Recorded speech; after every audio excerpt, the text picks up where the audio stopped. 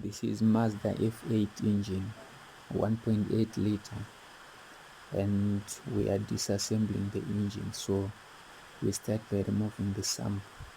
So you loosen all the sump bolts right round, using a 10 millimeter socket. Then after removing all the bolts, the sump is loose. Then you remove the sump just like this. Yes, then you see